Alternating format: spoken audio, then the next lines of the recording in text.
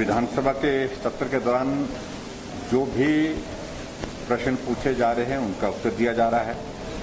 और जो भी नोटिस डिस्कशन के लिए दे रहे हैं उनमें से जो अध्यक्ष महोदय जी स्वीकार करते हैं उन नोटिस पर चर्चा हो रही है। आज नियम 67 के अंतर्गत फिर से विपक्ष ने एक विषय उठाने की कोशिश की, हिमाचल प्रदेश में जमीन से जो संबंधित मामलों की। मोदी जी ने बड़ा स्पष्ट कर दिया कि इस सारे मामले को लेकर के आपने जो नोटिस दिया है इसमें मैंने सरकार को टिप्पणी के लिए कहा है और मुझे लगता है कि वो व्यवस्था ही उचित है और ऐसे ही किया जाता है, लेकिन उसके बावजूद भी वो शोर डालते रहे, अपनी बात कहते रहे और आखिरकार सदन से चले गए। मुझे सिर्फ इतनी ही बात उसमें करनी है कि आज सुबह विधानसभा का सत्र शुरू होने से पहले जिस प्रकार से विधानसभा अध्यक्ष के कक्ष के बाहर विपक्ष के विधायक धरने पर बैठ गए, वो दृश्य आज से पहले कभी भी इस विधानसभा के अंदर हुआ नहीं। विधानसभा अध्यक्ष सत्ता पक्ष और विपक्ष के सभी विधायकों को सुनते हैं और अपनी व्यवस्था देते हैं। अगर उनको अपनी बात कहनी थी, उचित होता कि वो अध्यक्ष के कक्ष में जाकर के अपनी बात कहें और अध्यक्ष महोदय ने उनको बुलाया, फिर चर्चा भी हुई, उसके बाद सदन शुरू हुआ। जैसे मैंने बताया कि नियम 67 के अंतर्गत जो उन्हें नोटिस दिया, मैं यही कहना चाहता हूं कि सरकार किसी भी विषय को लेकर के चर्चा से भागने के लिए नहीं है। सरकार ने सभी विषयों को चर्चा के लिए खुला समय दिया और हिमाचल के इतिहास में ये पहली बार हुआ कि नियम 67 के अंतर्गत स्थगन प्रस्ताव पर चर्चा के लिए अनुमति दी और उस पर विस्तार से 2.5 दिन तक चर्चा हुई। और ऐसे में मुझे लगता है कि हिमाचल प्रदेश में जो वर्तमान में हमारे इस सत्र के दौरान प्रश्नकाल के अलावा जो जितने भी डिस्कशन, जितने भी समय के अनुसार जो है वो चर्चा विपक्ष को करने के लिए अवसर दिया जा सकता था, वो दिया गया है।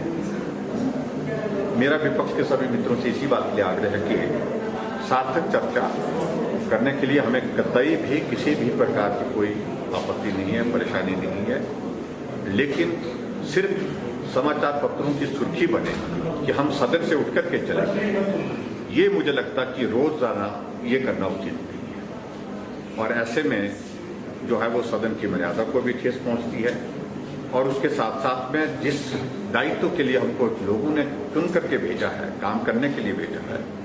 उस काम का भी हम सही तरीके से निर्वहन नहीं कर पाते। तो मुझे सिर्फ इतना ही कहना है कि मैं उम्मीद करता हूं कि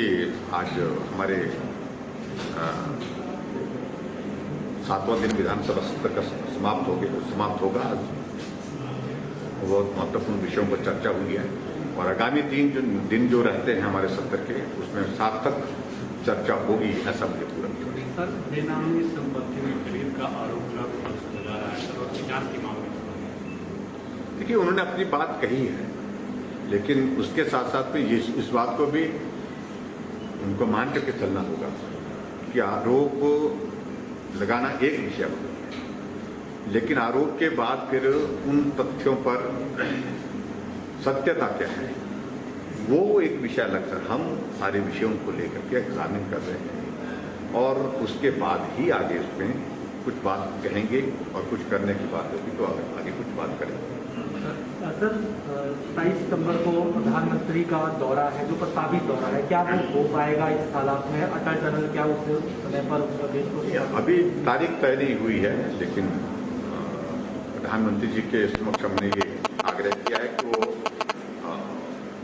आए और उनका अभिनंदन होगा और हम इस बात के लिए बहुत आनंदित होंगे अगर प्रधानमंत्री जी आकर के यहाँ पर इस टनल का रोहतांग टनल जो हमारे अटल जी के नाम पर रखी गई उसको उद्घाटन करने की।